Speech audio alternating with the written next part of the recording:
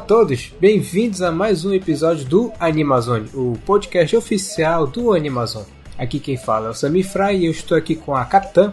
Olá, tudo bom? E também com o Nohan. Tudo bom com você, amiga? Olha.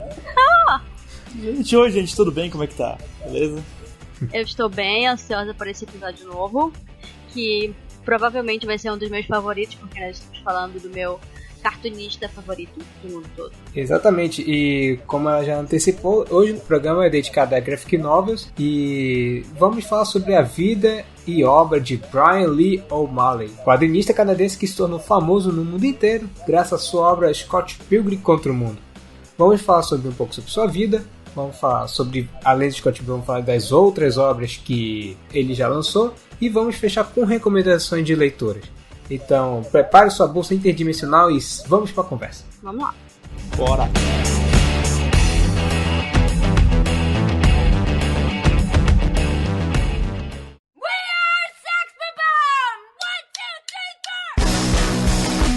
Bem, vamos começar pelo começo, vamos falar um pouco da vida do autor, vamos falar quem é Brian Lee O'Malley, dado as informações que nós temos de acesso.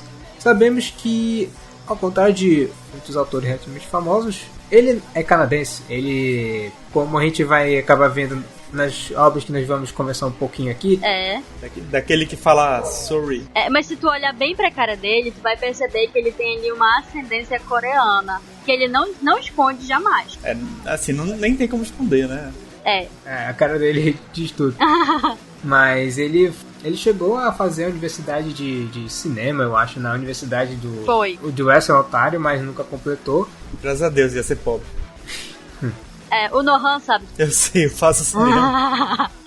Mas ele sempre ficou, desde o início, voltado à produção na área de quadrinhos, tanto é que desde os seus primeiros anos ele fazia alguns bicos de trabalho lá na Oni Press, que é a editora que publicou boa parte das obras dele, em que lá ele fazia alguns trabalhos tipo colorização, ele fazia às vezes capas variantes, fazia trabalhos bem pontuais, nada uma obra ainda autoral. Fora isso, além do viés quadrinístico dele, que é o ponto principal do que nós vamos conversar aqui, mas uma coisa que permeia muito os trabalhos dele e que é muito presente na vida dele é o seu lado musical, pois ele participou de várias bandas ao longo da vida dele. E ele é muito fã de Smashing Pumpkins. Sim, mas o que eu quero dizer é que é presente em todas as obras dele, mais do que com referências à cultura pop no geral, é referências músicas que se encontra em todas as obras dele. Ele tem uma bandinha chamada Kupek, eu acho. Ou é o nome artístico dele? Eu acho que é o nome artístico na carreira de músico dele. Se eu não me engano, eu posso estar errado. Até Scott Pilgrim é o nome de uma música de uma banda canadense também, né? Aquela música que toca no filme I'm looking for 1,000 years, 1,000 years. Tem essa música, o nome dela é Scott Pilgrim. Ah, sim, tem uma música, mas não é daí que vem o Scott Pilgrim, é? Eu acho que é. Eu não duvidaria também. Mas, tanto é que nós vemos os personagens cantarolando músicas que realmente existem. Só pra gente tirar essa dúvida antes de continuar, essa música é de 97, então é muito provável que esse seja a inspiração. Então Mas é muito presente, tanto é que vários personagens a gente ouve eles cantarolando várias músicas, e não são músicas assim, muito conhecidas por um público mais geral, mas realmente são músicas bem específicas, de grupos de banda bem específicos, que só realmente que é inteirado no mundo musical vai sacar de onde vem. Que é hipster, porque no fim das contas, ele é um grande hipster, né? Numa época em que hipster era um termo que muita gente conhecia a rodo, mas hoje em dia não sei quantas pessoas sabem o que é um hipster. É verdade, o Brian Lee O'Malley, principalmente com o Scott Pilgrim, ele lançou o hipster before it was hipster, né? Before it was cool. Before it was cool. Ele que liderou a onda do hipster, assim. Foi. Na verdade, quase todos os quadrinhos indies que fizeram sucesso foram depois do sucesso de Scott Pilgrim. Isso, mas a gente tá pulando uma obra aí, né? Calma, com certeza. A gente não vai falar de Scott Pilgrim, calma. O que eu quero saber, vocês têm mais algum detalhe sobre a vida dele que eu deixei passar? Porque as minhas informações são bem escassas sobre a vida dele. Ainda mais sobre como ele se descobriu como artista, ou um pouco do processo de produção de arte dele. Isso realmente Eu tenho poucas informações sobre isso. Assim, o que eu posso te dizer é que durante 2013, 2014, o Brian O'Malley era um grande viciado em Tumblr.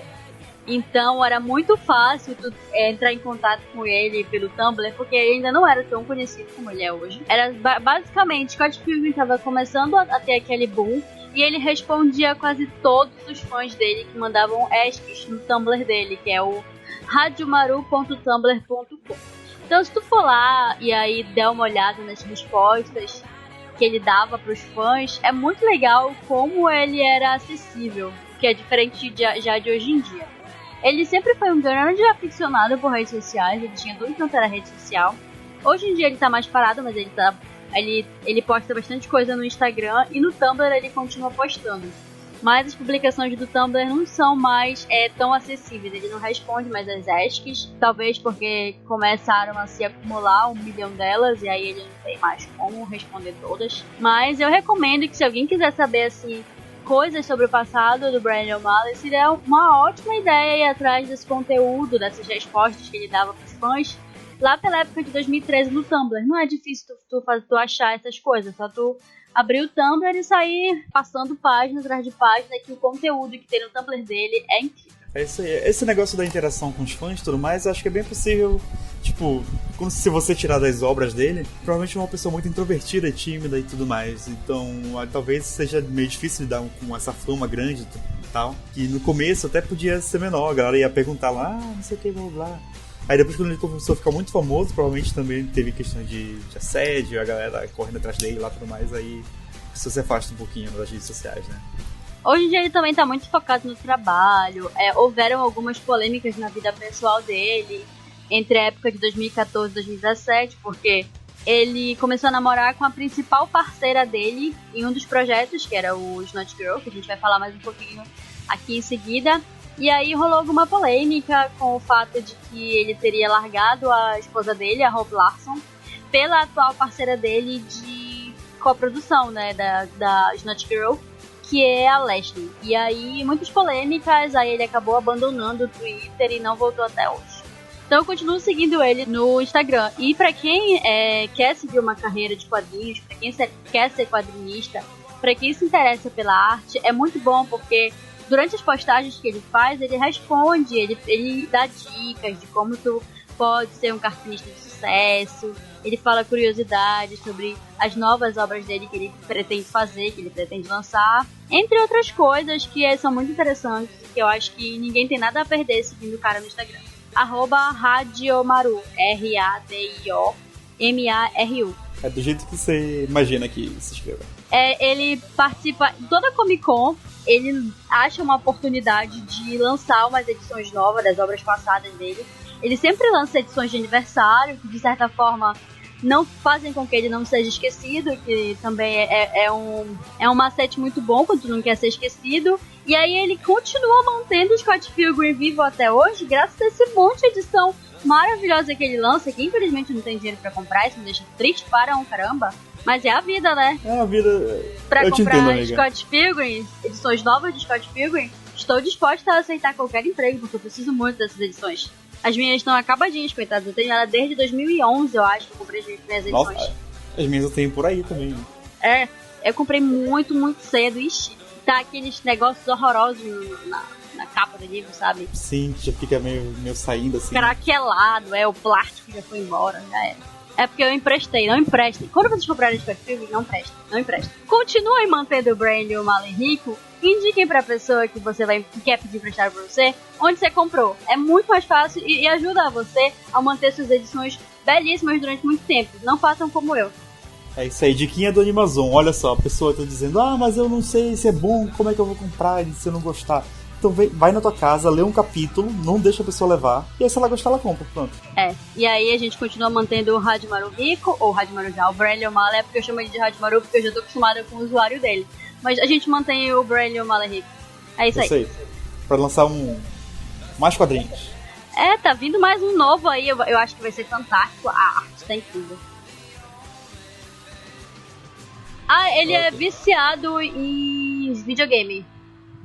Ele joga muito Final Fantasy. Ele é viciadíssimo em Final Fantasy, ou costumava ser. Melhor pessoa. Melhor pessoa.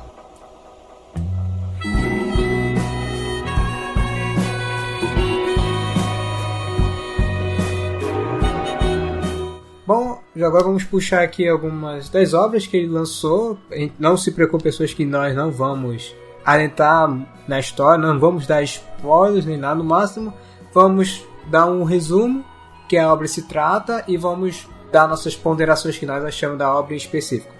A começar, a primeira obra que ele lançou, que lançada aqui em português ficou A Deriva, mas o título original é Lost at Sea. Foi feito em 2003 e agora eu vou ler um resumo que tem na edição brasileira dele para vocês citarem o que se trata. A primeira graphic novel lançada do Brian Lee O'Malley. O primeiro álbum em quadrinhos de Brian Lee O'Malley, consagrado autor de Scott Pilgrim contra o Mundo, acompanha a história de Riley, presa em uma viagem de carro com 3 colegas de escola que ela mal conhece. No mapa, o destino pode ser claro, mas logo fica óbvio que ninguém, muito menos Riley, sabe para onde estão indo. Como saber para onde ir e quem você é quando está naquela fase incômoda entre a infância e a maioridade? Essa é a típica obra de crescimento, que é a típica obra de um jovem que está ainda se descobrindo como pessoa. Aquela fase justamente da transição na adolescência, que a pessoa tem muitas crises pessoais, principalmente crise de identidade, e você pega no início dela, realmente, toda a história, boa parte dela é narrada em off. Ela meio que a gente lê os pensamentos dela ao longo dessa viagem e você percebe que no início realmente ela tenta explicar o que está acontecendo com ela, mas ela mesma está muito perdida em explicar até para quem está ouvindo ela. Você começa a achar aquilo meio estranho, mas conforme ela vai relembrando, contando um pouco da vida dela, como ela chegou naquela situação, você vai ligando os pontos, vai encaixando as peças e tudo vai ficando claro gradativamente. E uma coisa que eu achei muito interessante nessa primeira obra, desde já, e que se perpetuou nas outras obras que eu li do Brian, é que ele tem um estilo narrativo de fazer quadrinhos muito rápido. Ele consegue fazer os quadros assim que fluem conforme você vai vendo. Ele tem uma leitura muito dinâmica para você passar as ações que vão acontecendo e não é confuso, mesmo em várias obras dele que ele tenta mostrar uma situação muito mais psicológica do que está passando na cabeça do personagem, e às vezes a gente vê umas situações meio surreais. Mas mesmo assim, são situações que você consegue se situar bem nas histórias. Quando um personagem às vezes está tendo um sonho maluco, mas você não fica muito perdido naquilo e a leitura flui, que é uma beleza. E desde essa primeira obra, confesso que eu gostei muito desse traço inicial dele. Uma coisa que eu fiquei muito confuso e até perguntei pro Nohan, porque a edição que lançaram no Brasil é a edição de comemoração dos 10 anos da obra original. Então é uma reedição de 13 anos depois. E eu não sabia se isso foi um remake da história original com um traço que ele tinha feito já em 2013, ou se em 2013 ele já tinha o traço como ele mostra em A Deriva. E sinceramente eu achei muito, muito fofo, muito bonito o traço que ele já desenvolvia em A Deriva. Sim. Eu gosto até mais do traço que tem nessa obra do que, por exemplo, como ele adotou em Scott Pilgrim. No caso do traço do Scott Pilgrim, ele é um traço que vai mudando bastante, inclusive, durante a obra. Aí, tipo, dá pra ver que no começo, na primeira edição, ele tá muito mais com esse padrão do A Deriva. Não sei se vocês concordam. Não, o que eu concordo é porque a obra do Scott Pilgrim, ela se perpetuou por 8 volumes e foi um período de espaço muito largo, sabe? Foram muitos anos até ele completar Scott Pilgrim. Então, obviamente, se você pegar o primeiro volume e pegar o último, vai ter uma mudança de traço bem significativa, mas eu digo mais no geral mesmo. Eu gosto como os personagens foram desenhados em A Deriva, que tem formas mais redondinhas e os olhos não são aqueles olhos gigantes que a gente vê no Scott Pilgrim, sabe? São olhos bem pequenos, mas bem expressivos ainda assim. Com certeza. Mas não são 6 volumes? Scott Pilgrim são 6 volumes, né? São 6. São 6. Um pra cada ex. Assim, justamente.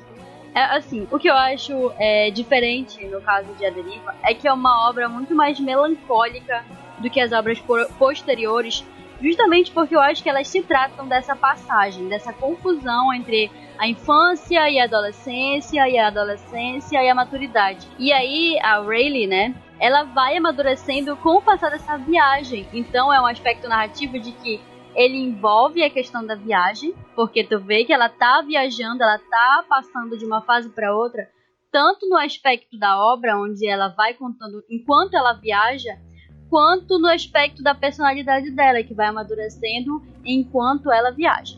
Isso, eu acho que tem um pouco também do próprio Brian Lee O'Malley se encontrando como autor, né? Porque, tipo, 2003 ele tinha 24 anos. E que é uma idade que é muito propícia a uma pessoa, tipo, se encontrando entre a adolescência e a fase adulta de verdade. Não só isso, mas acho que mais ou menos nessa faixa até que as pessoas começam a ficar um pouco perdidas na vida, como a própria Riley se sentia de não saber pra onde ela ia tacar a vida ali em diante, dado a situação que colocou ela nessa viagem, sabe? E ela, realmente, a foco principal que eu senti nessa obra é que realmente a pessoa estava muito perdida e ela estava tentando organizar os pensamentos dela, mas é justamente essa interação que ela tem com essas pessoas que são assim, são só conhecidos para ela, que é justamente o que vai dar o estupim para ela se encontrar no momento da vida dela. É porque assim, o enredo da obra, ela procura a alma dela porque ela acha que ela não tem alma. Ela acha que ela perdeu a alma dela. E aí, depois de um tempo, ela passa a achar que a alma dela tá presa em um gato. E aí ela vai procurando vários gatos específicos até ela encontrar a alma dela. E aí, infelizmente, ela é uma pessoa bastante introspectiva. E todas essas pessoas que estão ao redor dela parecem já terem se encontrado, ou parecem estar em busca, parecem estar mais perto de encontrarem a si mesmos, enquanto ela está com uma alma dentro de um gato. Esse aspecto também é místico, tu vai encontrar em todas as obras do Brian Lee O'Malley. Sempre tem aquele aspecto mágico, imaginativo, onde a pessoa está ali envolvida num evento sobrenatural do qual ela não consegue sair, sabe? E eu acho isso espetacular. Isso. Eu acho que até nesse sentido, no sobrenatural, que é sempre... Não sobrenatural, mas tipo um negócio meio mágico, sei lá, que tem nas obras dele, até a gente nesse pode sentido... tratar... Desculpa, rapidinho. Só te interrompendo um instante. A gente pode tratar essa questão como realismo mágico. Como eu estudo letras... Eu ia falar. Como eu estudo letras, fantástico, né? Tem um nome específico para esse tipo de obra literária, que é o realismo fantástico. É aquela coisa onde o mágico da obra, ele parece ser uma coisa corriqueira, diária, então a pessoa não se sente... No caso de Repeteco, a gente vai encontrar uma certa relutância da personagem protagonista em aceitar que ela está vivendo um evento sobrenatural. Mas no caso de A Deriva, ela tá ciente, ela não reluta, ela sabe, ela quer que o gato seja um aspecto místico da vida dela, entendeu? Isso vem também da parte, enfim, da questão psicológica dela, de se encontrar, de uma possível depressão ali e tudo mais. Mas, enfim, esse realismo fantástico nessa obra, dá pra ver que até ele é mais pé no chão do que nas outras obras. Nas outras obras. É justamente... Mas eu realmente reforço isso que vocês falam, que eu sinto que essa questão do realismo fantástico na obra de A Deriva é bem menor e, assim, e é bem até mais questionável do que quando a gente vê isso em Scott Pilgrim ou em Repeteco. Realmente, nossa realidade é assim como as coisas realmente funcionam. Exatamente. Tanto que aí também os amigos, eles têm umas certas dúvidas, assim, pra ele falar, vamos atrás dos gatos ali, aí o pessoal fica, que é isso? Mas no caso da protagonista, a protagonista aceita, então a realidade da protagonista é assim. Aos outros só resta aceitar a personalidade dela e achar ela uma estranha, então talvez essa parte estranha, essa parte creepy da personalidade dela, envolve essa questão da busca dela pela alma, seja o que torna ela uma protagonista tão diferente dos outros protagonistas do Brian Lee O'Malley. É possível. É porque quando você compara com uma obra como a seguinte, que é o Scott Pilgrim, onde todo mundo basicamente parece estar ciente e ok com o fato de ter umas coisas bizarras acontecendo ali, aí tem uma discrepância muito grande, mas aí tipo, já é uma obra totalmente diferente. Em suma, A Deriva é uma obra de abertura, sabe? É uma obra de, ei, estou aqui, quero entrar nesse mundo dos quadrinhos, quero fazer a minha estreia, vou fazer a minha estreia do jeito certo, mostrando como a minha obra ela é inicial, como a obra ela tem esse aspecto de amadurecimento, de busca por uma carreira, por assim dizer. Posso estar falando isso? Não, acho que tu tá certa, a gente consegue perceber muitas características da escrita dele, que ele vai se desenvolvendo mais à medida que ele vai lançando novas obras. Exatamente. Quer comentar ainda mais uma coisa ou já podemos ir pro Scott Pilgrim? Podemos ir pro Scott Pilgrim. É o que todo mundo quer ouvir. Calma. Calma.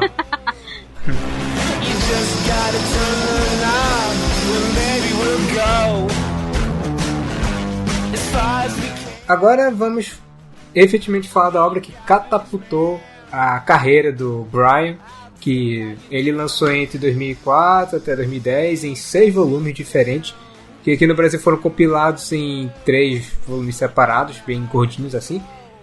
Bem gordinhos.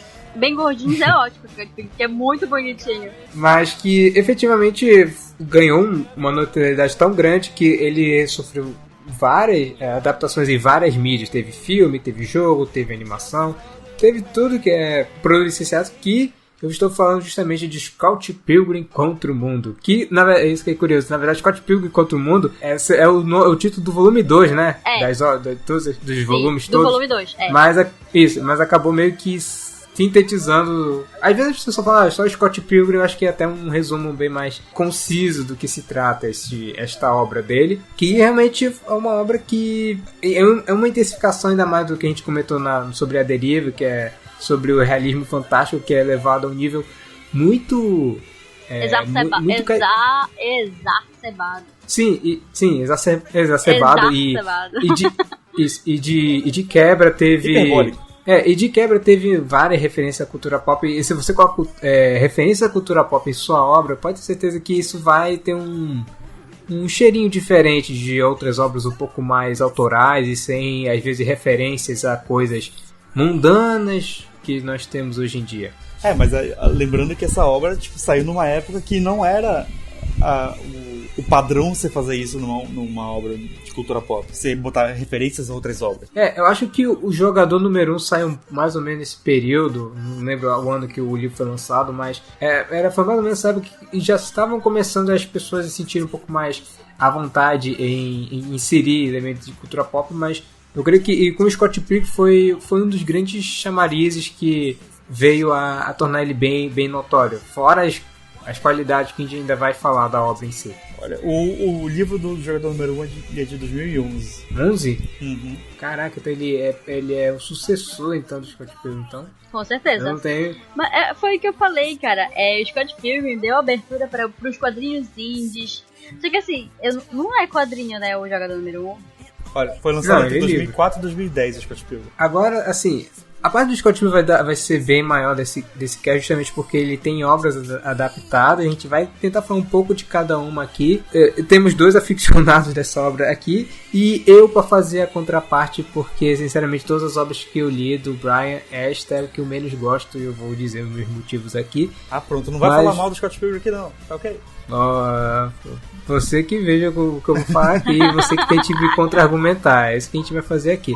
Mas dando um resumo da história, eu peço a ajuda de vocês, os aficionados, porque realmente faz um bom tempo que eu não leio Scott Pilgrim nem uso outras mídias sociais, outras mídias correlacionadas a Scott Pilgrim. Mas só me engano, a história gira em torno deste protagonista que dá o título à obra, que é o Scott Pilgrim, um jovem canadense de uns 26 anos, eu 23. acho. 23. Ele faz aniversário de 24 no meio do...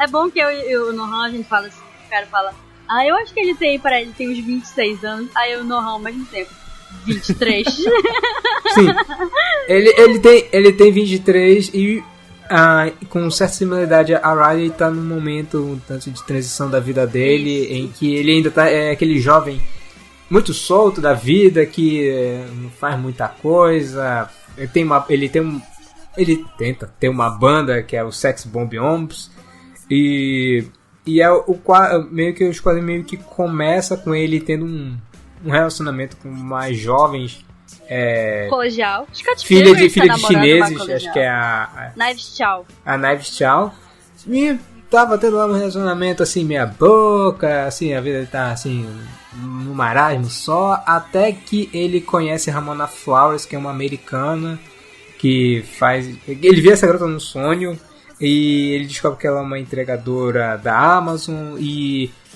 ele começa a querer se relacionar com ela. Aí começa a se tornar umas situações um pouco mais inusitadas, pois instaurou-se que Eu acho que nem ela que diz isso. São os ex-namorados dela que falam isso. E se ele quiser namorar ela, ele teria que derrotar os 7 ex-namorados malignos dela. Do mal. E daí a história vai seguindo, que na verdade é uma história meio que de crescimento do Scott como pessoa e como ele se relaciona, seja com seus relacionamentos amorosos ou com seus amigos. Bom, vamos pro próximo.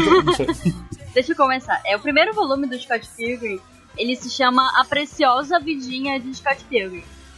O primeiro quadrinho, né, que no caso é a edição dupla, que veio pro Brasil, que é A Preciosa Vidinha de Scott Pilgrim e Scott Pilgrim contra o Mundo, que é a segunda, é muito inicial. Ela vai te apresentar o Scott, ela vai te dizer, ela vai começar abrindo muito a vida do Scott. Scott é praticamente um garoto que não se encontrou na vida. Ele mora com o melhor amigo, ele dorme na mesma cama do melhor amigo gay dele, que é o Wallace Welch. E o engraçado é que no filme vão apresentando vários aspectos do pequeno apartamento de 2 cômodos deles dois.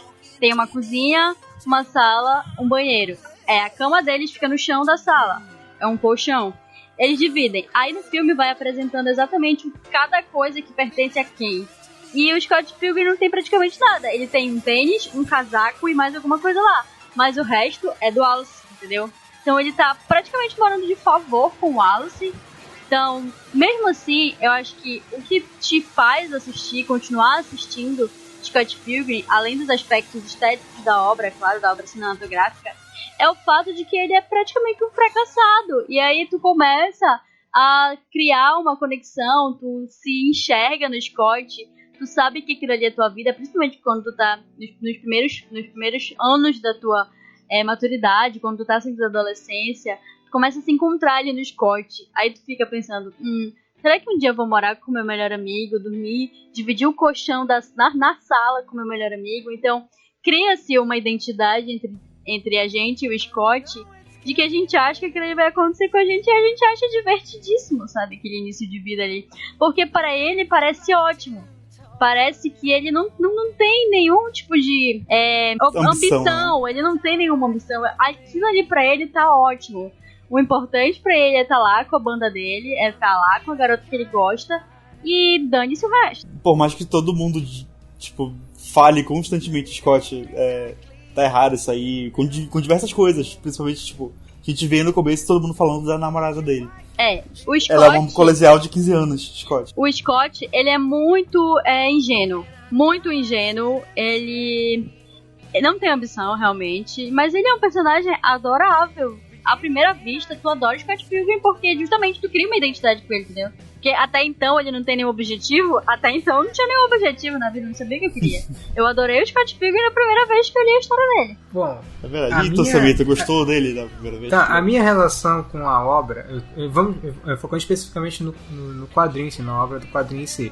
Que eu acho que eu não sei quanto a vocês, mas como boa parte de outras pessoas, assim, teve interesse em descobrir o Scott Pilgrim porque fizeram um filme e acho que o filme foi uma das grandes peças-chave a lançar a obra de Scott Pilgrim mundialmente, a tornar Scott Pilgrim e por tabela o autor num âmbito mais global, de as pessoas irem atrás de Scott Pilgrim. Tanto é que nós temos o lançamento de A Deriva, que é o lançamento anterior a Scott Pilgrim e o Repeteco, graças ao sucesso que o Scott Pilgrim teve, tanto que o filme trouxe, porque o filme também teve um grande sucesso e trouxe, assim, as editoras começaram a querer trazer atrás das outras obras dele para lançar. Então eu conheci o quadrinho porque eu soube da fama do filme. Eu ainda não tinha visto o filme, isso que é incrível. Eu li primeiro o quadrinho, depois é que eu fui ver o filme. Mas lendo o quadrinho, eu lembro que eu gostava bastante. Primeiramente eu gostava muito daquele universo que o Scott vive, que as pessoas têm poderes especiais, poderes típicos que você vê em qualquer quadrinho de super-herói, ou vários mangás e animes. E o bacana, e sim, e as pessoas tratam esses poderes de uma maneira relativamente rotineira. As pessoas simplesmente conseguem adquirir esses poderes, que era uma coisa bacana. Por exemplo, as habilidades que você ganha em qualquer coisa, até coisas muito fantásticas, tipo manejo com espada, tipo, eles conseguem essas habilidades fazendo cursos, tipo, como a gente faz um cursinho de qualquer cargo ou qualquer profissão no geral, eles têm cursinho específico para conseguir habilidades ultra maneiras e tal. E ele fala isso de uma maneira muito, assim, natural. corriqueira. É, natural. Isso, muito uma natural. Uma coisa que não mencionou no filme, mas tá no quadrinho, é que o Scott é o melhor lutador de Toronto. Ele já lutou com os principais caras, brothers, lutadores de Toronto. E ele é o melhor lutador de Toronto. Então, tipo, isso é muito específico. Ele consegue fazer todo tipo de pirueta no quadrinho. Tu imagina, ele salva a Kim de uma gaiola, sabe? Lutando com todo mundo. É muito absurdo. Eu diria que, sem medo nenhum, eu diria que o Brandon O'Malley é o Gabriel Garcia Marques dos quadrinhos. Porque o realismo fantástico dele é muito absurdo. Sim, é justamente a construção desse universo e ter essa premissa de lutar contra 7 ex-namorados, e cada ex-namorado é uma figura bem emblemática, sabe?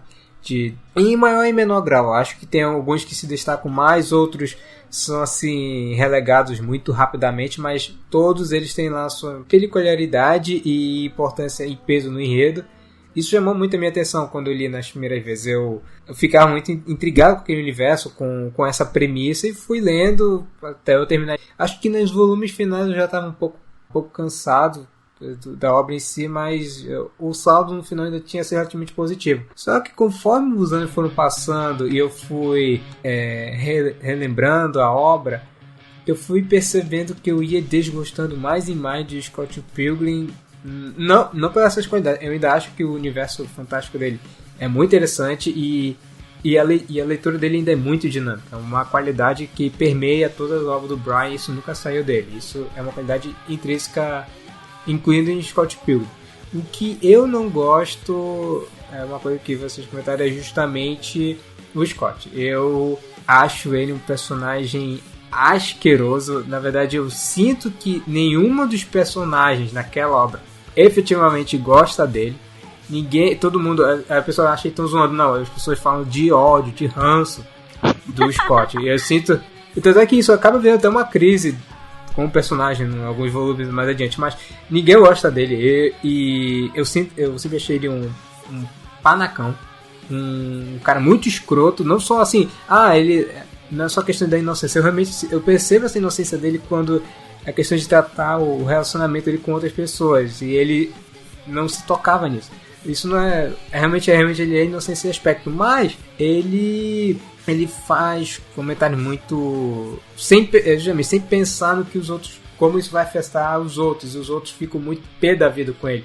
E sinceramente, justamente ele era um cara realmente sem muita ambição e sem muita perspectiva de vida, uma coisa que a obra tenta trabalhar um pouco, e é um cara muito vagabundo. Ele é um vagabundo que não quer nada com a vida, que estraga emocionalmente uma série de personagens. E eu revendo isso, eu vejo quão justamente foi uma coisa que eu refletindo também pode se cair um pouco em cima de mim, porque eu realmente não me vi refletido na vida do Scott, talvez porque eu tenha lido a obra alguns anos antes, alguns anos mais novo que o próprio protagonista. Mas ainda assim, eu nunca me identifiquei nele em vida com o que ele passou. Então, talvez, por exemplo, foi um comentário que você falou, uma coisa que eu refleti e imaginei que outras pessoas também teriam.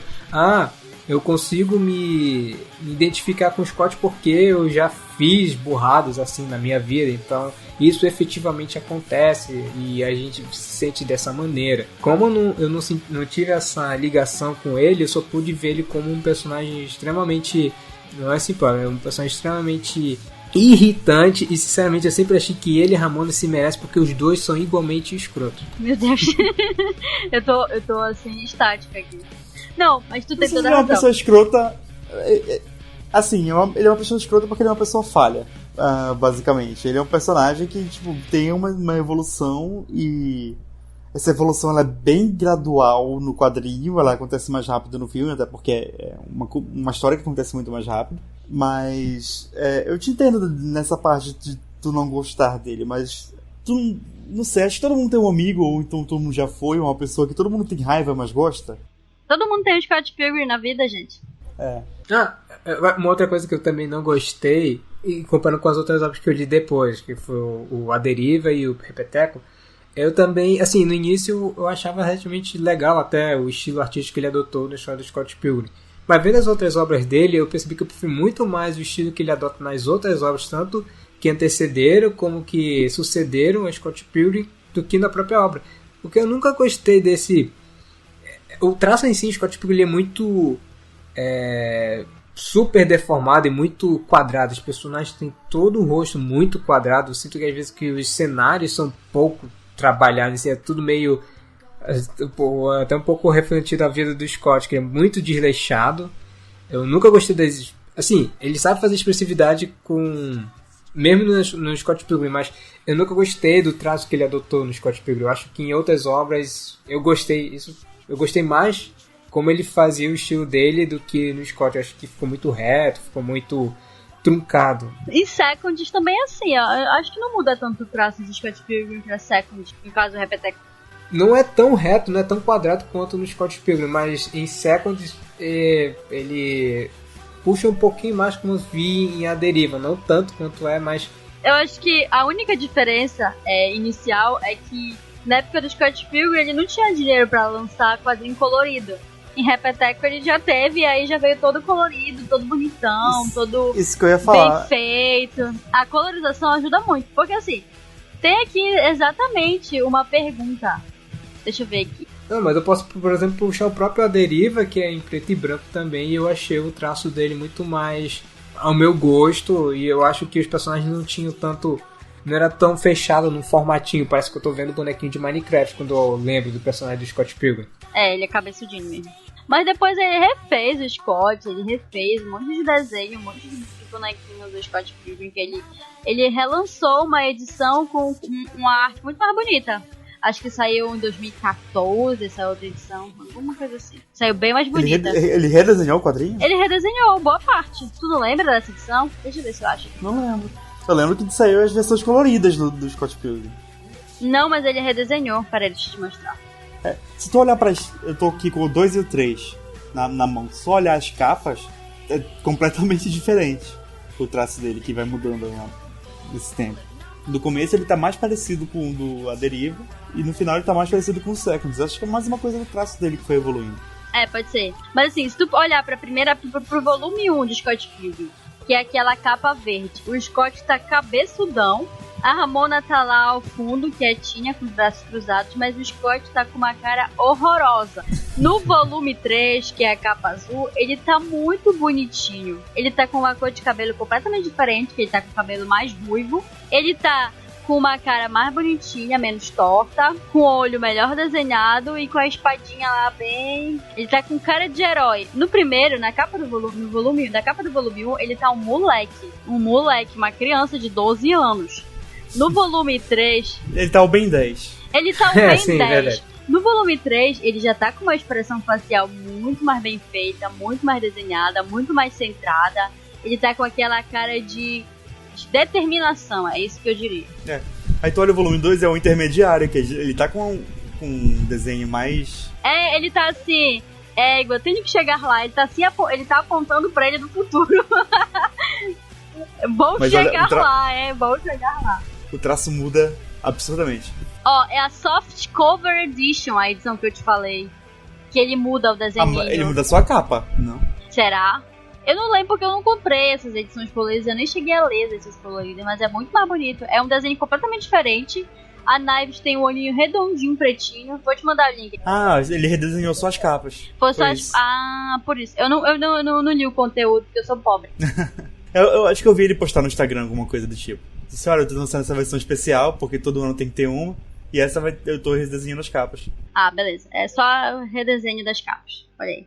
Vivendo e aprendendo. Mas eu acho que o ano de 2010 foi o ano máximo referente a Scott Pilgrim, porque foi justamente o ano do lançamento do filme com as mídias... Foi em 2011.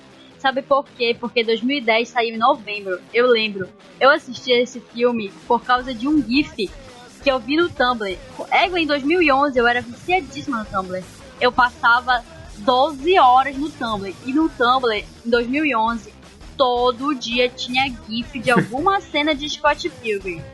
Aí, nos primórdios, no início de 2011, eu assisti. Quando eu lembro direitinho, porque eu tava no segundo ano do ensino médio, que foi quando eu comprei os meus quadrinhos.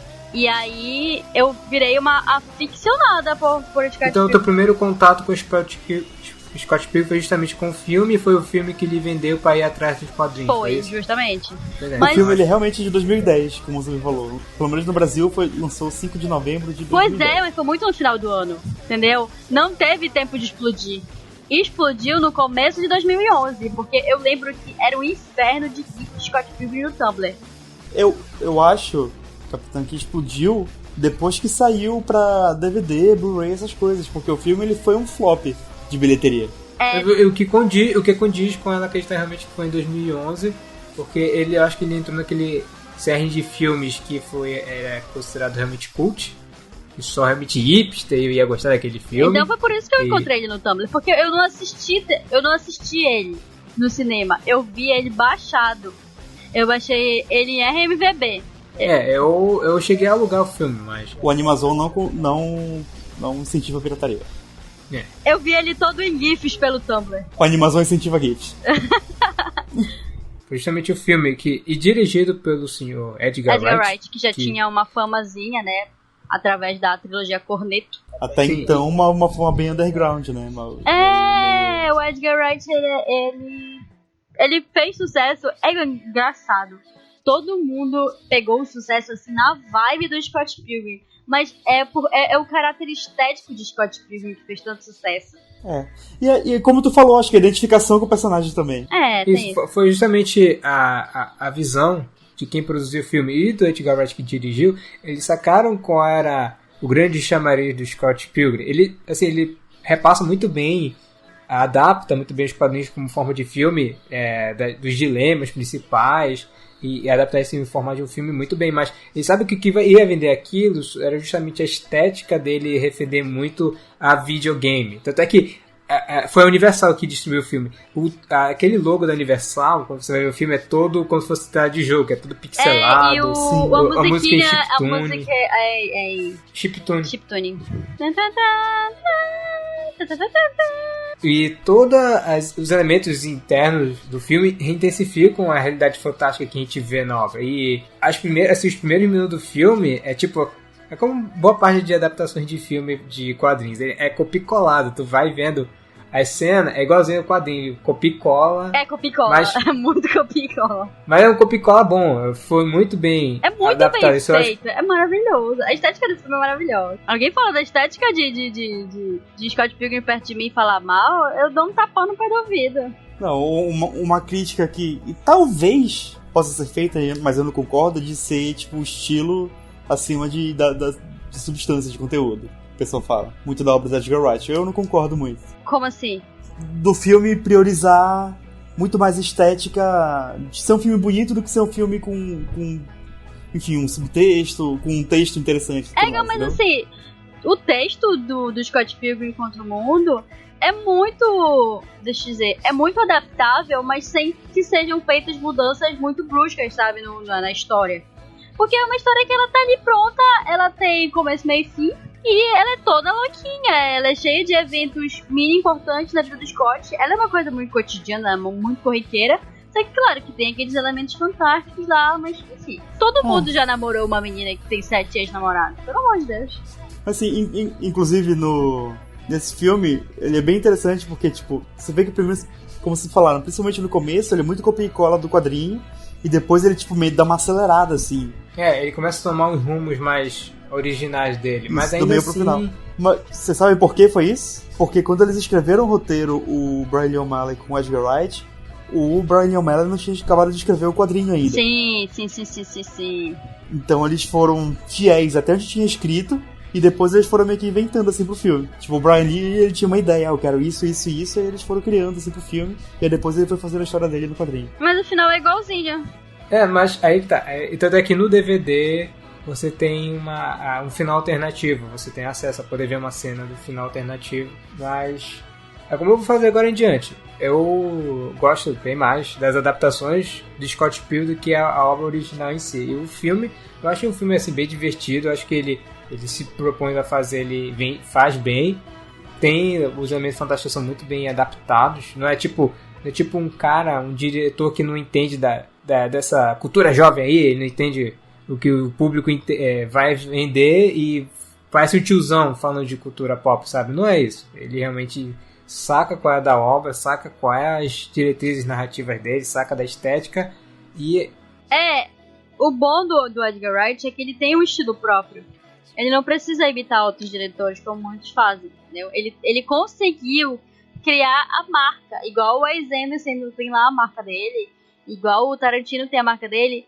O Edgar Wright conseguiu criar a marca dele, que também tá lá perfeitamente em Baby Driver.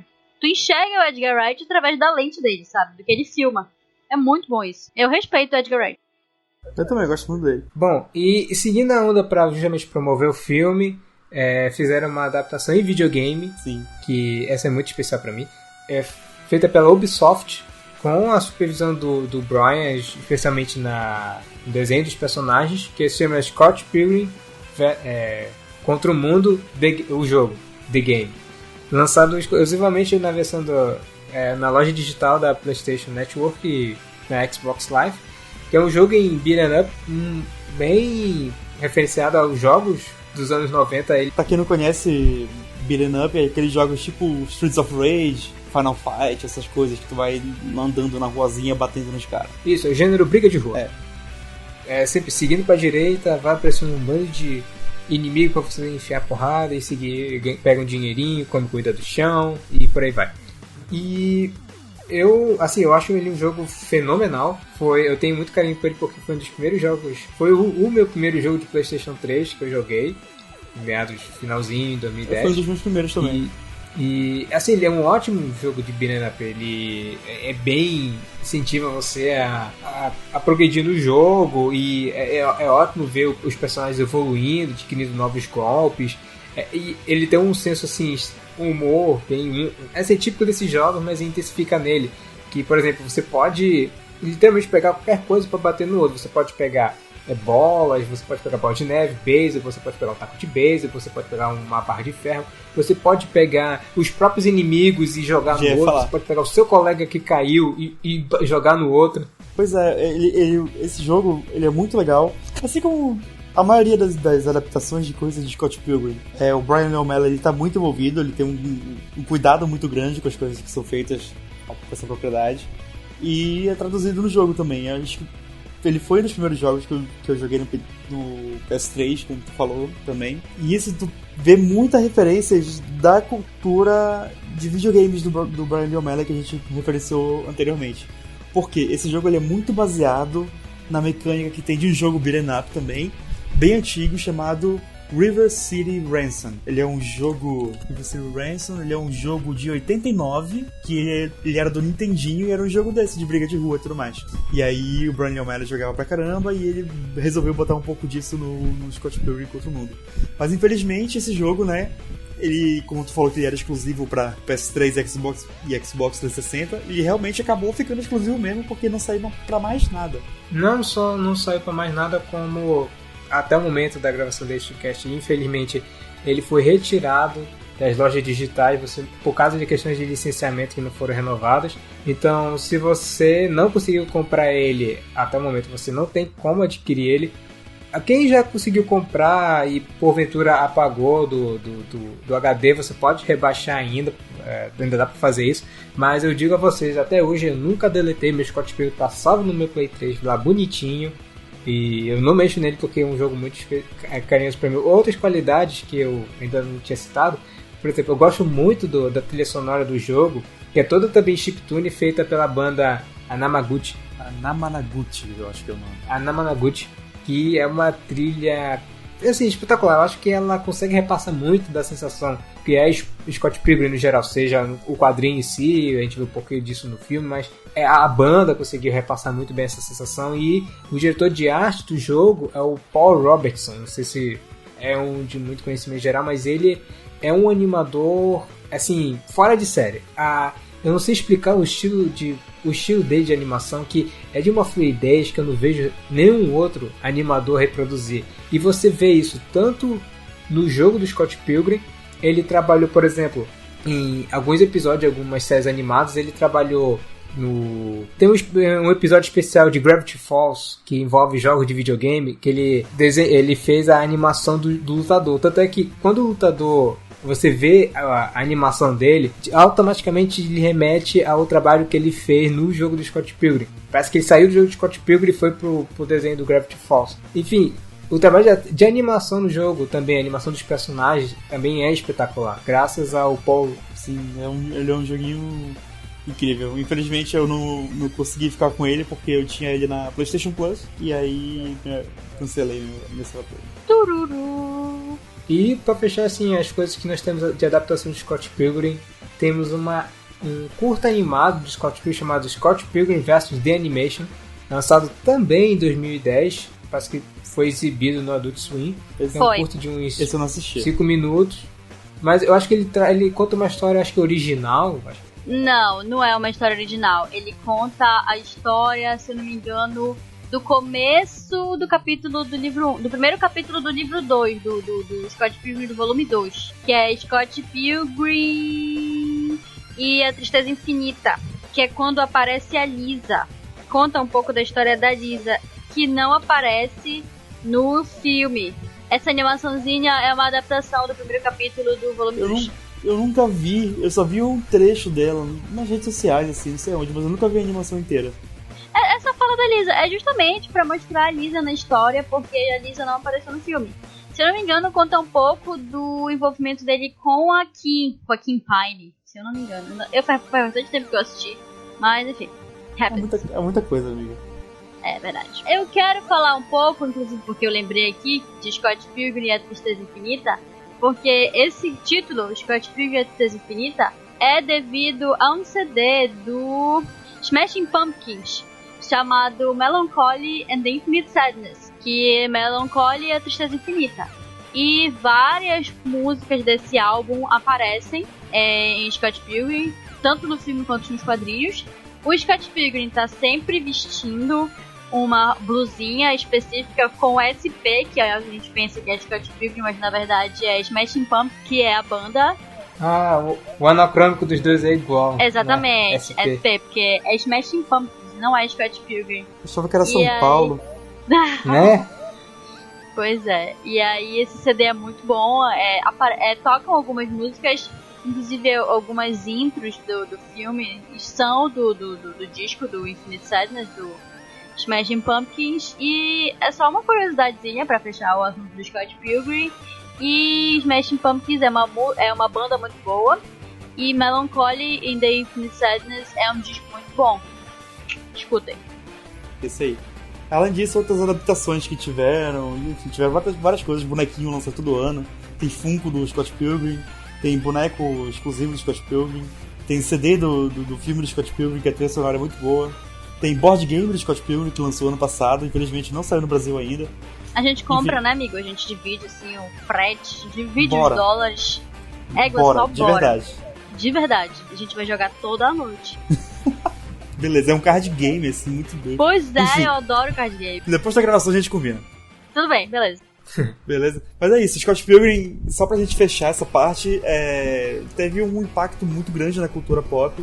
Tanto que tá aí até hoje, muito forte e tal. Todo mundo conhece a Ramona, gosta da Ramona, gosta do Scott. E qualquer pessoa qualquer garota que tenha o cabelo colorido, ela ouvirá um dia a seguinte frase: sabia que tu parece a Ramona? Eu acho que isso é um xingamento, hein?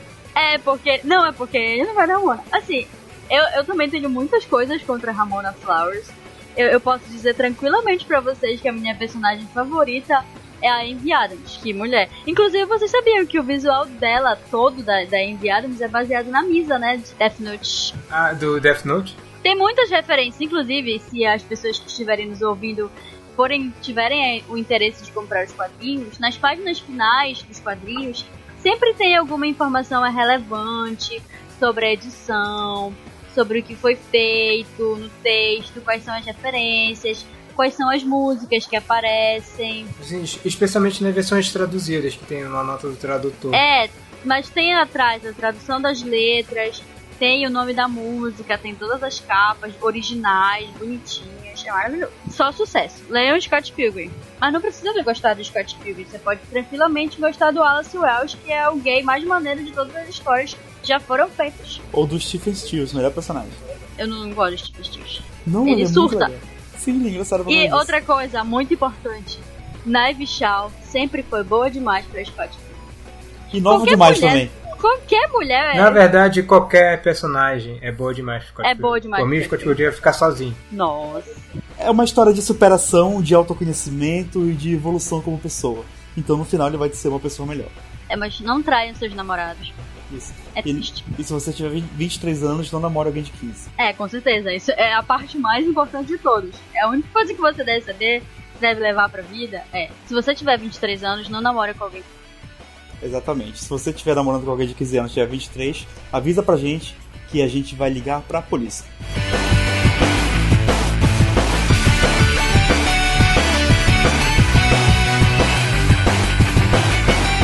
Agora, seguindo pra 2014, acho que 4 anos depois dele ter terminado o Scott Pilgrim, ele lança mais uma obra original e bem rechonchuda, até assim, não tão grande quanto o Scott Pilgrim, mas... Rechonchuda. Os personagens, eles são rechonchudinhos. Não, eu simplesmente amo os adjetivos que o Samir usa pra identificar o material físico da obra, sabe? Porque é muito bom. Rechonchudinho, pode. Mas combina, porque os personagens, eles são desenhados eles meio... são chubby. Eles são chubby. Sim, isso é verdade. Mas em 2014 ele lança o Repeteco, lançado originalmente como Seconds. E essa não foi lançada pela Unipress, foi lançada por uma outra editora. E ele conta a história de Kate, que não é mais tão chafing quanto a Riley e nem quanto o Scott, que a gente pode ver até um pouco disso refletido um pouco na vida do próprio autor, porque os personagens protagonistas estão envelhecendo. Ela tá quase já na casa dos 30 anos. Queres que eu leia aqui a sinopsezinha atrás? Leia, por favor, que não tem. A seguinte sinopse, eu tô aqui com um quadrinho, a vida de Kate vai muito bem. Ela é uma chefe talentosa, dona de um restaurante de sucesso e com grandes planos para a vida. De repente, em um único dia, ela perde uma grande chance de negócios. Sua paquera com um jovem chefe azeda, sua garçonete se machuca e um ex-namorado charmoso aparece para complicar ainda mais a situação. Quando tudo parece perdido, uma misteriosa garota aparece no meio da noite com a receita para uma segunda chance. E assim, como se nada tivesse acontecido, Kate ganha um repeteco na vida e está prestes a entender as consequências das melhores intenções. Em suma, acho que dá pra perceber que acontece alguma coisa na vida da Kate que vai fazer com que ela volte para aquele dia. Ela vai voltar no passado e vai viver aquele dia novamente e ter uma oportunidade de mudar as coisas. Basicamente é isso. Exatamente, e a partir daí a história vai se desenrolando. Samir, tem uma curiosidade. Tu gosta da Kate como personagem? Não. Eu gosto de como ela se desenvolve como personagem. Eu acho ela menos irritante do que o Scott. Menos irritante que o Scott, mas... Assim, eu diria que ela faria decisões idiotas, mas a obra é justamente sobre isso e como ela vai lidando com isso. Porque dos primeiros deslizes que ela faz, você pensa, mas isso aqui é uma besteira, dá pra lidar com isso.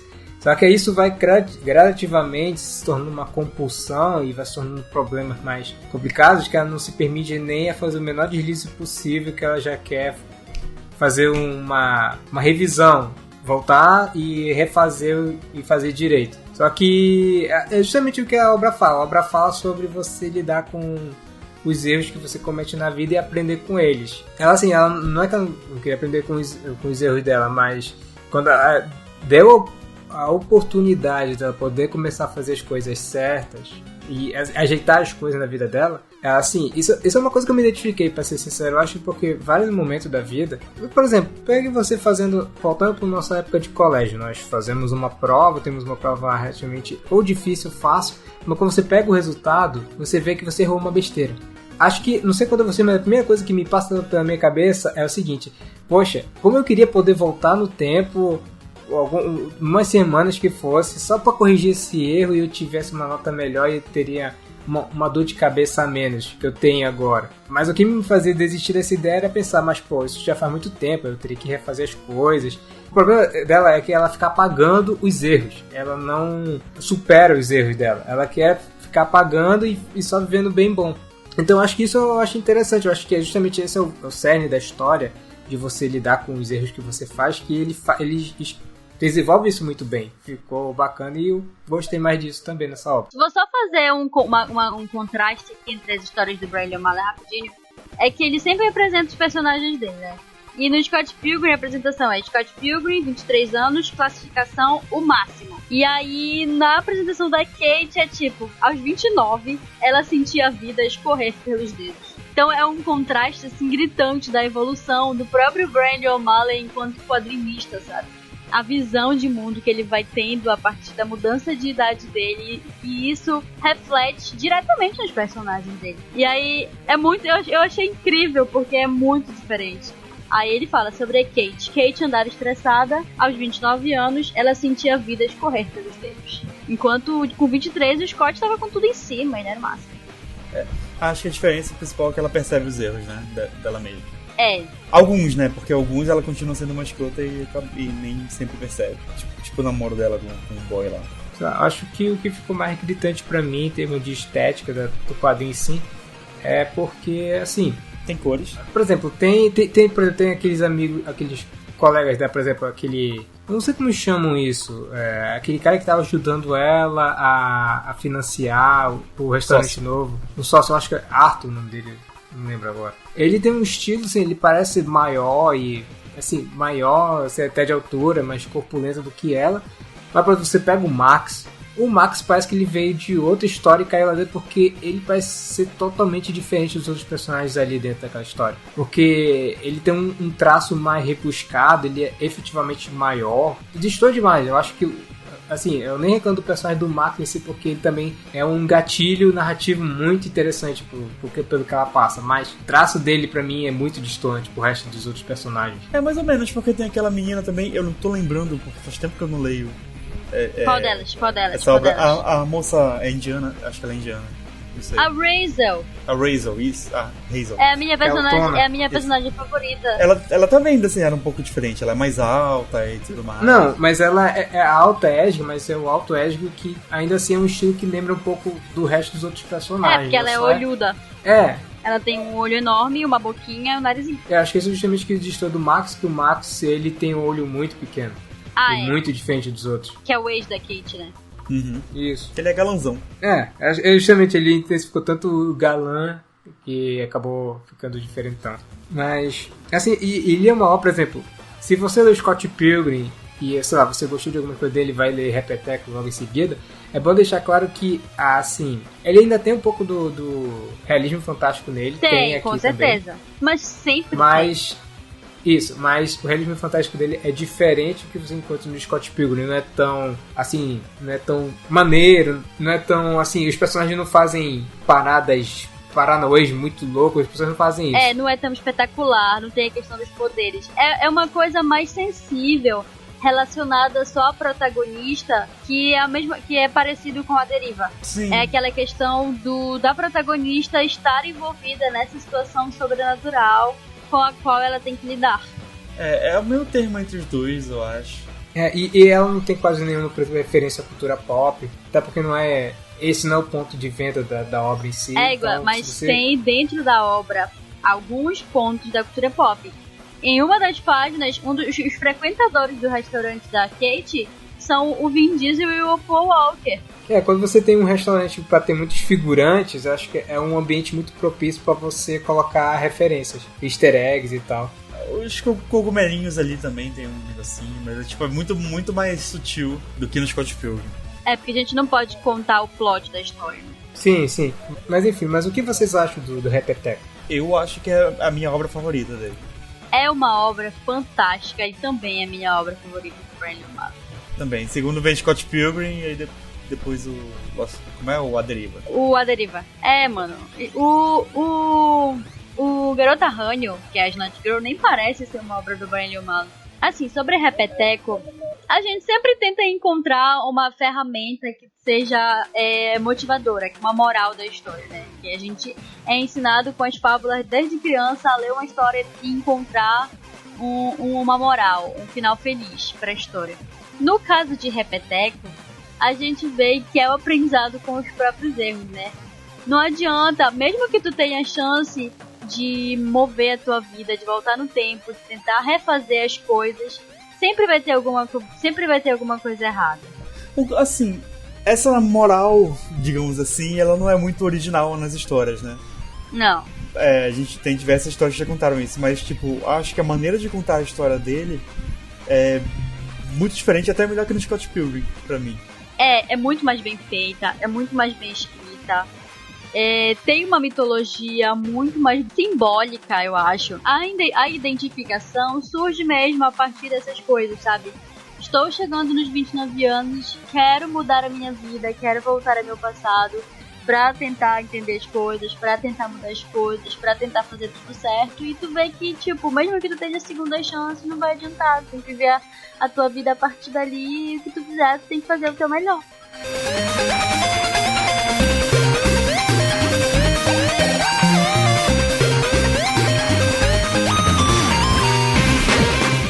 Querendo falar agora das obras que ainda vão ser lançadas dele agora? A gente tem um que já foi lançado, na verdade. Do Snot Girl, né? A gente não vai falar da Garota Hans. Garota Hans. Qual dos dois saiu depois de Repeteco? Garota Hans. O Garota Ranha tá saindo ainda, na verdade. Tá saindo. A edição brasileira que já saiu é o volume 1 da edição definitiva dos volumes 1 ao 5. Então a história tá muito no comecinho. Se eu pudesse dar um resumo, eu vou ler o que tá escrito aqui atrás. Rapidinho, a que saiu aqui é a do 1 ao 5? É do 1 ao 5. Eu tô querendo tanto volume 2. Ainda não saiu. Pô, mas já faz mais de um ano, gente. Pois é, mas ainda não saiu aqui no BR. Mas vai sair, tu sabe, alguma? Não, que eu saiba não. Mas acho que assim, não fez saiu muito primeiro. Eu também acho, eu tenho medo, porque assim, o Brandon O'Malley, ele vende aquelas coisas, como o Zami falou, rechonchudinhas. Esse aqui é uma edição completamente diferente, é uma edição finíssima, ela é uma edição mais esticada, parece um quadrinho, ela tem o mesmo tamanho do quadrinho definitivo do V de Vingança, pra você ter uma ideia, porque as duas edições ficam lado a lado na minha estante. E ela é uma história que ela não tem grandes chamativos. Juro pra ti. Ela é muito fraca. É importante ressaltar que ele não é só o autor único da obra. Ele é co-criador. Ele trabalha na história. Quem desenha é a Leslie Hang, que é a namorada ele é co-criador. Justamente. Tanto que não tem nada a ver com os desenhos do... Ele só mesmo escreveu a história. Mas a história, ela tem, claro, a mitologia. Porque acontecem algumas coisas sobrenaturais com o protagonista. Eu vou dar uma lida aqui na sinopse do final.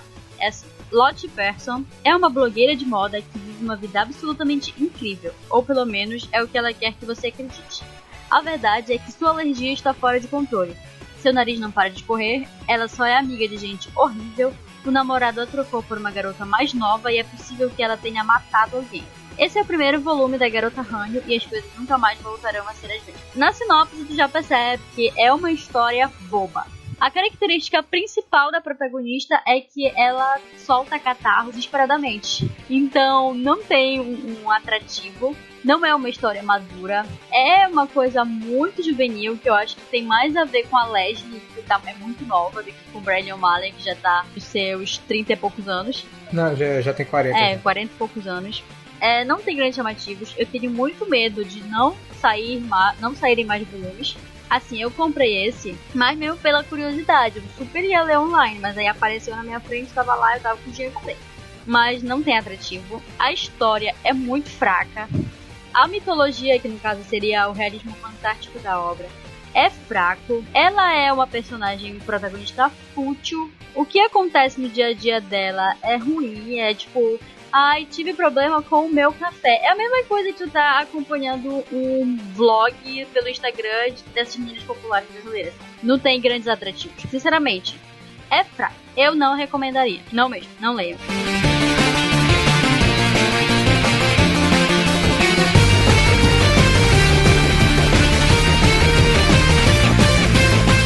Então, qual é a próxima depois? Já é a Lost World? É, o Worst World, na verdade. É assim, desde 2016 tem saído no Instagram do Brandon O'Malley várias imagens de uma garotinha maravilhosa, alta, com cabelo curtinho, que parece ser o sonho da vida de todo fã de Brandon O'Malley. Só que a gente não sabe nada da vida dessa garota, a gente não sabe nada da história dela, a gente só sabe que o nome da história dela vai se chamar Worst World. E não tem mais informações, não sei. Deixa eu ver se eu acho alguma coisa a respeito de quando vai sair essa obra. Eu tô acompanhando todos os sketches, saem desde 2016. E até agora não tem uma história, sabe? Porque só tem a arte. Basicamente ele deve estar trabalhando nos Not Girl. É porque assim, a vida do Brandon O'Malley virou de ponta cabeça desde que ele terminou com a Hope Larson. Preciosa vidinha de Brandon. E aí, meio que ele... Estou com a minha namorada nova, ela é novinha, ela está cheia de planos para a própria carreira. Vou dar um tempo aqui nos meus quadrinhos, vou deixar os meus fãs na mão e vou ajudar a minha namorada a escrever essa história porca aqui dela. Olha, eu vou te dizer, na Garota Range, da metade pro final aqui, quando começou a acontecer certas coisas, dar spoiler, eu acho que comecei a achar interessante. Pelo menos que eu quero saber o que acontece. No caso, deixar um plot ali. Aí nunca mais lançou nada. Faz mais de um ano. Então vocês estão, no momento, como fãs do Brandon O'Malley, vocês estão na mão. Não, isso? Na verdade assim, eu acabei de encontrar aqui. Apaga lá aquelas coisas que eu falei sobre não saber nada. Além dos sketches, o que a gente sabe é que a próxima HQ vai ser uma trilogia. Cada uma das obras, cada um dos quadrinhos vai ter mais de 300 páginas. E o que a gente sabe é que vai se passar em Los Angeles e que vai seguir uma personagem de 30 e poucos anos. Ou seja, ela tem mais idade do que a Kate, que tinha 29. E vai ter um cara chamado Bane e a protagonista vai se chamar Aubrey. E é isso. E não tem data prevista pra ser lançado. Então, meio que os fãs de Brandon O'Malley estão na mão. E vai ser a mesma equipe de Seconds. Pois é, sai, né? Vai 2020. Tomara. Ele sempre tá na Comic Con, mas a única coisa que ele faz na Comic Con, pelo que eu sei, é relançar edições de Scott Pilgrim. Porque coisa nova não sai mesmo, não. Ou lançar bonequinho. Ele adora lançar bonequinho.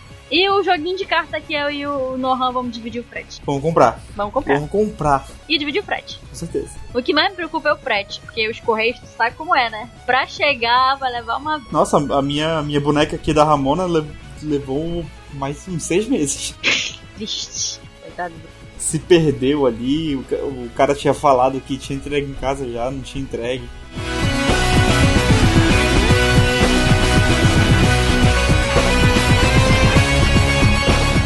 Bom, para fechar aqui nosso programa sobre o Brandon O'Malley e suas obras, vamos deixar para cada um deixar a sua recomendação de leitura, qual dessas obras são qual, não só a favorita, mas quais são a que você indica para as pessoas que nunca leram nada do Brandon O'Malley para ter o primeiro contato. O que é que vocês recomendam? O primeiro contato tem que ser Scott Pilgrim. Não tem como. Não tem porque como. É mais acessível e é mais conhecida. Talvez você possa começar, não sei se você começa pelo filme, começa pelo quadrinho. Começa pelo quadrinho, porque aí depois... Provavelmente a maioria das pessoas já assistiu. A gente sabe que Scott Pilgrim é um fenômeno da cultura pop. Todo dia alguma menina vai ser comparada a Ramona, alguma menina de cabelo colorido vai ser comparada a Ramona nas redes sociais. No Animazon, certeza que vai ter alguém com 2 franjinhas assim. Vai ter. As Ramonas estão por aí. Só nos resta aceitar. Já não teve uma pessoa que fez cosplay da Knives? Ou eu tô enganado aqui? Talvez. Provavelmente. Então, pra começar, pra te se apaixonar pelo Brandon O'Malley, tu tem que ler Scott Pilgrim primeiro. E depois pula pro Seconds. E depois, assim, tu tiver um período assim, da tua vida que tu tá meio na bad, tu lê A Deriva. É um ótimo quadrinho pra bad. Se for uma blogueira catarrenta, você pode ler o Garota Ranha. E não lê Garota Ranha. Mas compra. Mas não lê. Compra porque, né, a gente tem que enaltecer o trabalho das pessoas que a gente posta. Tem que pagar pela obra. Não leia online. Mas pode ler. Tá, deixa eu ver agora da minha parte. Focando especificamente no Scott Pilgrim, já que eu sou o contraponto do Scott Pilgrim. Seu hater! não entendeu Eu não a sou obra. tanto porque... Olha, lê de novo. eu não sou tanto porque eu acho muito bom o filme e o jogo. Eu gostaria muito de indicar para as pessoas irem atrás do jogo, mas infelizmente no momento da nossa gravação o jogo não está acessível, você não consegue mais comprar ele, infelizmente. Dói no coração saber isso. Então se você... então você pode ver no YouTube, você pode procurar... Ver gameplay, deve ter. Ver gameplay pra eu ter uma noção como era bacana. Mas já que na ausência dele, eu recomendo realmente o filme, porque o filme é uma excelente adaptação do quadrinho e tem uma estética que é muito bem trabalhada, é muito bonita de se ver, é muito divertido. Até hoje eu lembro, teve algum Animazon, o pessoal não só exibiu o filme, mas o pessoal acho que mostraram a luta contra o primeiro ex-namorado dela, que eu lembro que o pessoal ficava empolgadaça na sala vendo aquela luta. Que é uma luta muito bacana mesmo. Mas fiquem com o filme do Scott Pilgrim, eu recomendo pra qualquer um pra ver. Mas fora isso, realmente eu acho que a obra mais que você vê um grande avanço de narrativo dele, um grande... Tanto de desenho como narrativa, é em Repeteco. Então, leiam o Repeteco porque, assim, até os cenários, o detalhe de fundo da série é muito bonito. Os cenários são bem detalhados. As comidas, obviamente, a gente tá falando aqui de uma personagem que é dona de um restaurante, ela cozinha. Então tem momentos que você vê uns pratos realmente muito bonitos que ela faz e que os colegas de trabalho dela também fazem. Então é um deleite visual muito grande. Então acho que minha obra favorita dele até o momento realmente é o Repeteco. Eu recomendo para todo mundo ler ela. E até a Deriva, como ela falou, realmente é uma obra muito mais introspecta e muito mais a questão de você... Eu acho que eu também li num momento muito propício na minha vida, que quando você se sente meio perdido, você não sabe por onde seguir na vida, é uma obra que meio que você vai conseguir achar um norte lendo a Deriva. E só uma informação extra, justamente para vocês, e já que vão atrás, vocês podem procurar em lojas de livrarias virtuais ou na sua própria livraria, mas só para informar mesmo, lembrando que o Scott Pilgrim, ele foi, aqui no Brasil, ele foi lançado pela editora... Meu nome... Capitão, eu esqueci. Quadrinhos da CIA, mas é o selo de quadrinhos da Companhia das Letras. É uma editora fantástica, o trabalho é fantástico, é bem feito, o material é resistente. Sim, mesmo Scott Pilgrim estão inteirinhos ainda. Foi ela que também lançou o Repeteco? Foi. Lançou, Quadrinhos da CIA. Acho que a única que foge dessa editora é justamente a Deriva, que quem lançou foi a Novo Século. Então tem até o site dele, novoséculo.com.br. E o lado bom da Novo Século é que é capa dura. Sim. É muito legal a edição deles. Minha neura foi tão grande com o Second que antes dele lançar no Brasil, logo que lançou nos Estados Unidos, uma amiga minha, irmã do Samir, ela foi lá pros Estados Unidos e eu pedi pra ela comprar pra mim lá. Aí eu tenho a versão americana e ela é capa dura também, linda, maravilhosa. A de Second? Uhum. Oh. Sim, eu justamente é que eu tô aqui comigo pra consulta e realmente a capa dele, a arte da capa dele dá de pau na capa nacional. Quanto saiu isso, Nohan? Não lembro, acho que foi $15 na época. Outras épocas, né? Mas fica isso. Essas são as editoras que lançaram esse produto do Brian Lee O'Malley. Pode procurar numa Amazon da vida, numa loja virtual ou numa livraria perto de você que você provavelmente vai encontrar. Compre na sua livraria local. Olha, se eu puder recomendar, até na estante virtual tem Scott Pilgrim. Sim. É isso então, ficamos por aqui. Foi isso, pessoal. Eu peço que vocês me digam o que vocês acham das obras do Brian Lee O'Malley, qual é a sua favorita e como conhecer o autor. A gente pede também que, se tiverem sugestões de temas para o Animazone, fique à vontade, seja de graphic novels, outras obras em quadrinhos, autores, mangás, animes, filmes. A gente aborda toda essa gama que permuta o Animazon no geral. E eu peço também que fiquem ligados nas nossas redes sociais do Animazon e no nosso feed, do nosso podcast, para você sempre ficar antenado quando nós vamos lançar um programa novo ou ter acesso a programas anteriores. É isso aí. Se você vai de cosplay pro Animazon de Scott Pilgrim, avisa aí nos comentários pra gente. Infelizmente eu acho que não existem os bonequinhos das outras obras, mas Scott Pilgrim tá aí pra isso, né? Pra deixar o Brian Lee O'Malley rico pra ele poder fazer novas obras. Ah, eu ia dar esse contraponto. Na verdade, não. Na verdade, se você não está gostando do rumo da história, não dê dinheiro pra ele sentir no bolso realmente, eu tô fazendo besteira, deixa eu me Eu não consigo, Samir, não dar dinheiro pra ele. Eu tô passando fome aqui. É verdade. Vocês precisam aprender a parar de dar dinheiro quando as pessoas estão fazendo coisa Samir, errada. vai acabar a gravação aqui e a gente vai comprar esse card game. Não tem É noção. verdade, já tô com o link da Amazon aberto. Então eu vou encerrar este programa antes que vocês realizem este challenge. Enfim, pessoal, ficamos por aqui. Obrigado por ouvir até o final e nós nos vemos numa próxima. Tchau, tchau. Tchau, tchau. Falou!